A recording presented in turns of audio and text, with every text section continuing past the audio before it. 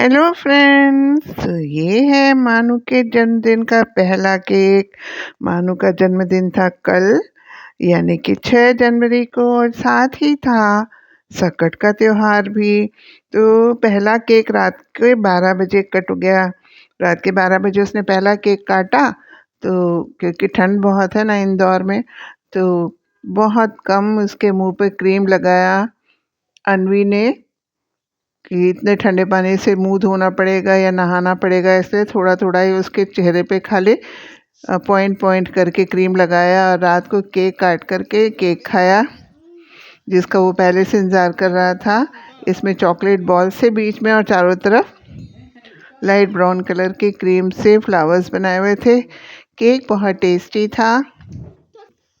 तो यहाँ से शुरू हुई इसके जन्मदिन की शुरुआत, और अगला दिन का तो इंतज़ार कर ही रहा था, उसको जाना था अगले दिन खाने के लिए।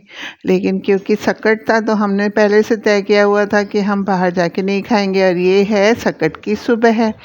सूरज देखिए पीछे से झांकता हुआ दिख रहा है ना, निकलता हुआ। तो सूरज निकल आया और सकट शुरू हुआ। तो ऋचा ने क्या किया कि इन लोगों को लेके गेमिंग जोन में चली गई। गेमिंग जोन में दोनों ने बहुत मस्ती करी। दोनों पहले ये ट्रैम्पोलिन जैसा होता है ना, वहाँ पे बहुत उछले, मतलब इतना ज़्यादा उन्होंने खेल कूद किया वहाँ पे कि दोनों के थक गए थे, बहुत थक गए थे। वापस लौटे थे जब, तो वहाँ पर मून कोई गेम खेल रही है, बॉल और फेंक रही है। तो वहाँ पर काफ़ी देर तक ये लोग खेलते रहे। फिर इन लोगों ने वहाँ चाय पी या कुछ नाश्ता किया होगा, काफ़ी देर तक रहे। इधर मैंने पूजा पाठ की तैयारी कर ली थी। पुए शकरकंद वो सब तैयार करके रखे हुए थे, और तिलकुट्टा बना के रखा हुआ था। लेकिन ये लोग आने का नाम नहीं ले रहे थे। और ये तो निर्जल व्रत होता है, तो ऋचा भी व्रत थी, उसने भी कुछ खाया पिया नहीं था, लेकिन वो बच्चों के साथ में थी।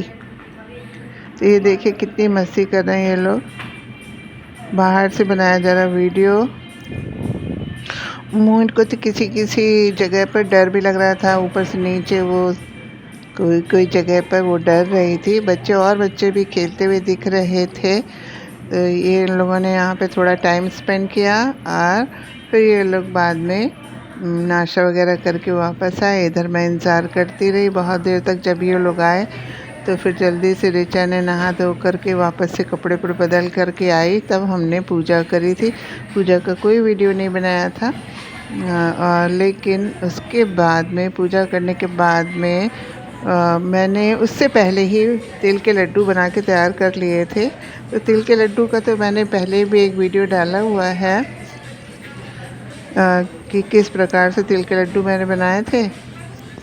सालों से हमारे घर में इसी तरह से तिल के लड्डू बनते रहे हैं।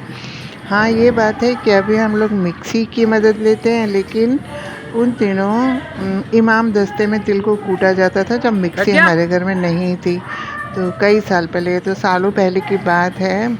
तो इमाम दस्ते में तिल को कूटना, साथ में खोए को मिक्स करना।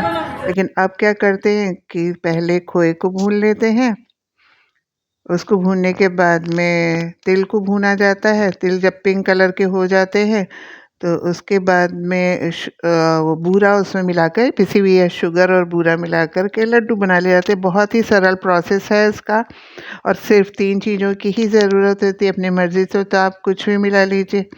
तो इसी तरीके से मैंने इस साल भी बनाया। पहले तिल को, खोए को भूना, फिर तिल को तब तक भूना जब वो हाथ से मसल करके टूटने लगा। फिर उसके बाद बूरे को भून के उसमें मिला दिया, और अच्छी तरह से इन तीनों चीज़ों को हाथ से मिलाने के बाद मैंने बनाए लड्डू। और क्योंकि खोआ थोड़ा गीला सा ही था, मतलब गरम था, तो लड्डू बहुत आसानी से बंध रहे थे और बहुत टेस्टी भी बने थे, हमेशा की तरह। इसमें सेम प्रोपोर्शन तीनों चीज़ों का रखते हैं, मतलब आधा किलो जैसे मान लीजिए तिल है या किलो तिल है तो किलो जैसा ही खोआ रखते हैं और उतना ही शुगर रखते हैं। तो अब हुआ दूसरा केक कटने की तैयारी शुरू। ये दूसरा केक उसने खुद पसंद किया था, जिसमें किट कैट चारों तरफ लगे हुए हैं, और चॉकलेट बॉल्स भी हैं। सुंदर केक, बहुत सुंदर था। तो 12 साल के हो गए अनंत हमारे और टीनेजर बनने जा रहे हैं। वो देखे कितने खुश हैं। ये दोनों भाई बहनों ने मिल कर के केक काटा फिर से, और इसके बाद में केक काटने के बाद में रिबन से बंधे हुए थे। शायद किट कैट को फिक्स रखने के लिए बनाया गया होगा रिबन। बहुत अच्छा केक था, मॉइस्ट था बहुत। और इसके बाद में खाना खाया गया, केक खाया गया। ये लड्डू खा रहा, उसको लड्डू बहुत पसंद आया था। बाकी जो पूजा की सामग्री थी उन सबका किसी का वीडियो भी नहीं बना। खाने का ये छोटा सा वीडियो है। Thanks for watching, bye.